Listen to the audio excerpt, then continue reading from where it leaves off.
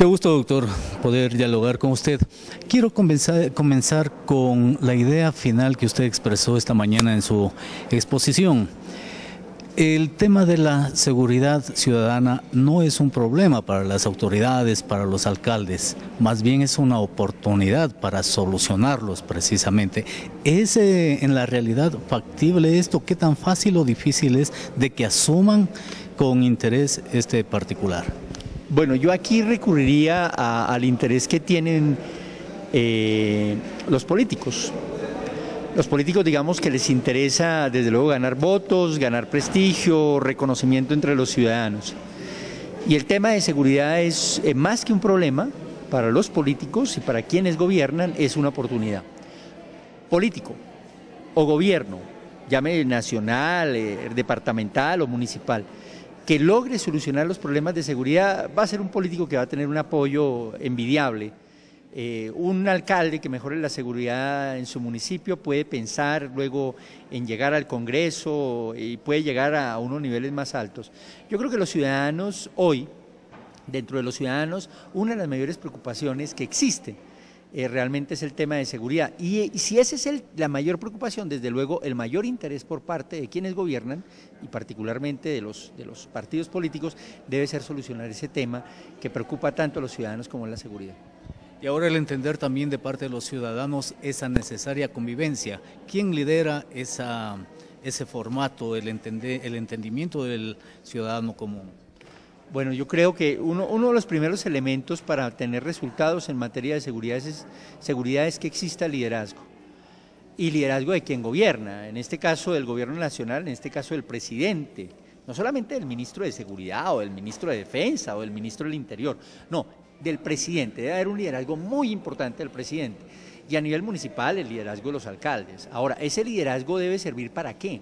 Para trabajar en equipo con las demás instituciones, que el presidente pueda trabajar con la Corte, pueda trabajar con el Congreso, pueda trabajar con los jueces, pueda trabajar con el Ministerio Público, pueda trabajar con las otras ramas del poder público para mejorar la seguridad y que el presidente a su vez pueda trabajar con todos los alcaldes.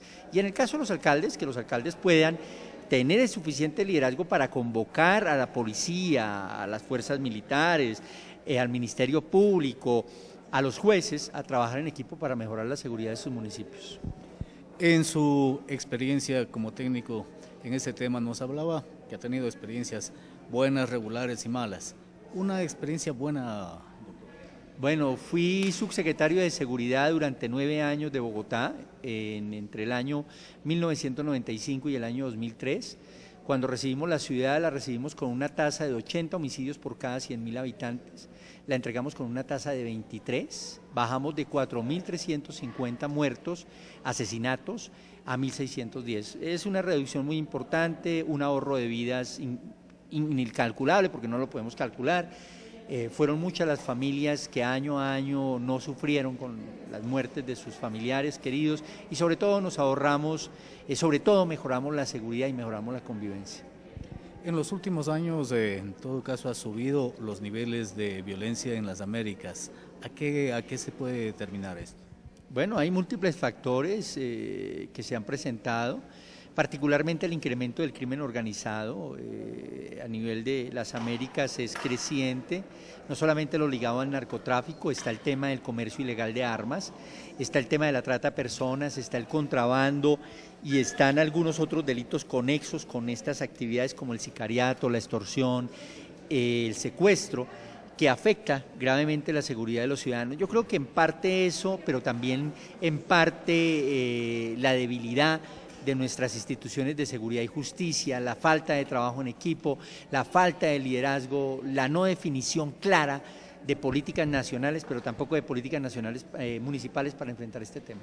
Aquí lo fundamental viene a ser también ese diálogo bilateral, porque los problemas, como usted manifestaba, no son enfocados a un solo asunto, sino a mafias como tal.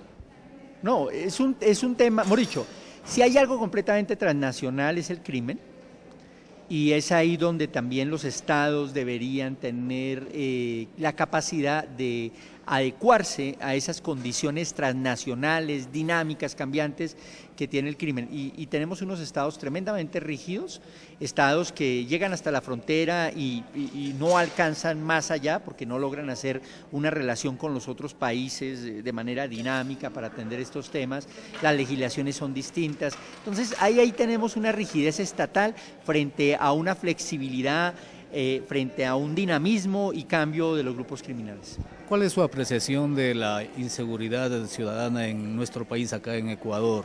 ¿Cómo lo ve usted? La gente está asustada de los niveles acá.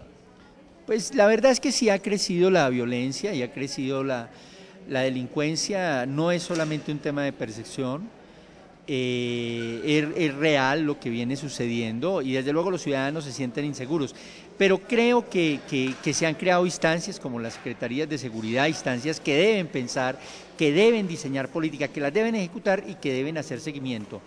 Y yo creo que en esa misma línea hay que pensar qué sin los alcaldes.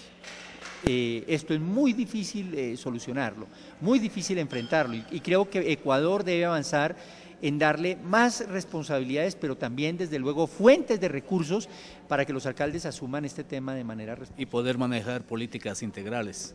Desde luego, se requieren políticas integrales, se requieren políticas que van desde la prevención, líneas de prevención, pero también se requieren políticas fuertes para enfrentar el delito y básicamente a través de justicia y seguridad en el marco del Estado de Derecho, es decir, respetando los derechos humanos. Muy amable, doctor. Con mucho gusto.